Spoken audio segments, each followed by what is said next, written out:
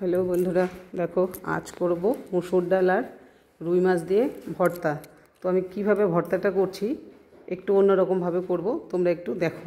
তো আমি প্রথমেই কড়াতে জল বসিয়ে দিয়েছি, তাতে ধুয়ে কিছুটা মুসুর ডাল দিয়ে দিলাম, আর একটা আলু এরকম চাক চাক করে কেটে দিয়ে দিয়েছি।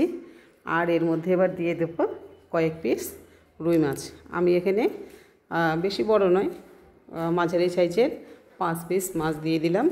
এবার এটার মধ্যে আমি দিয়ে দেবো একসাথে সেদ্ধ করার জন্য বেশ কয়েক কোয়া রসুন,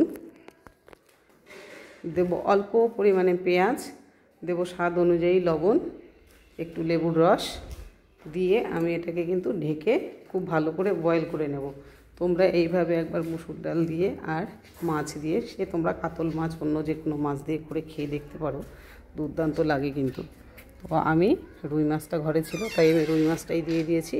তো এই যে দিয়ে এটাকে খুব ভালো করে মিশিয়ে নিয়েছি। এবার এটাকে ঢেকে মোটামুটি মিনিট 5-এর জন্য ছেড়ে দেবো। 5-6 মিনিট বয়েল করলেই মোটামুটি হয়ে যায়। মুসুর ডাল তো খুব তাড়াতাড়ি সেদ্ধ হয়।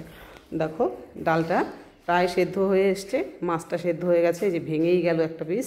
তো আমি মাছটাকে তুলে নিলাম এগুলোর কাঁটাগুলোকে বেছে নেওয়ার জন্য। তো সবগুলো মাছ তুলে নিয়ে খুব ভালোভাবে কাঁটাটাকে বেছে নিতে হবে। এটা সব থেকে ভালো হয় পেটির বীজ দিয়ে করলে, কারণ পেটির বীজ দিয়ে করলে কী হয়, কাঁটাটা বাছতে খুব সুবিধা হয়। কিন্তু আমার ঘরে যেহেতু ছিল না, আমার গাদা ছিল, গাদা পেটি মিলিয়েই দিয়ে দিয়েছি। তো কাঁটাগুলো বেছে আমি আবার এটাকে ডালটার সাথে মিলিয়ে দিলাম। এবার এটাকে খুব ভালো করে নেড়ে শুকনো শুকনো করে নামিয়ে নিতে হবে। খুব ভালোভাবে নেড়ে নিয়েছি।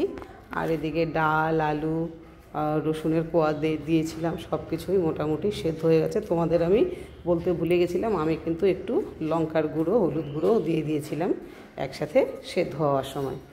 তো নামিয়ে নিয়েছি। এবার ওটা একটু ঠান্ডা হয়ে গেলে তার মধ্যে দিয়ে দিয়েছি বেশ খানিকটা কুচনো পেঁয়াজ আর কিছুটা কাঁচা লঙ্কা, দিয়ে দিচ্ছি কিছুটা ধনে গুঁড়ো আর জিরে গুঁড়ো। এই জিনিসগুলো দিয়ে আমি জিনিসটাকে খুব ভালো করে চটকে মাখবো। সমস্ত কিছু মেখে নিয়ে দেখো কড়াতে আবার তেল বসিয়ে দিয়েছি, দিয়ে দিলাম কিছুটা কালো জিরে ফোড়ন, আরও খানিকটা পেঁয়াজ কুচি দিয়ে নিয়ে এবার আমি যে ডাল, মাছ, আলু সেদ্ধ ভালো করে মেখে রেখেছিলাম সেটাকে দিয়ে দিলাম।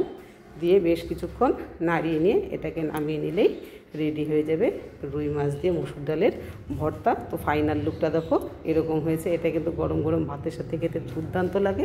তোমরা এইভাবে করে খেয়ে আমাকে অবশ্যই কমেন্টে জানাবে রান্নাটা কেমন হয়েছে।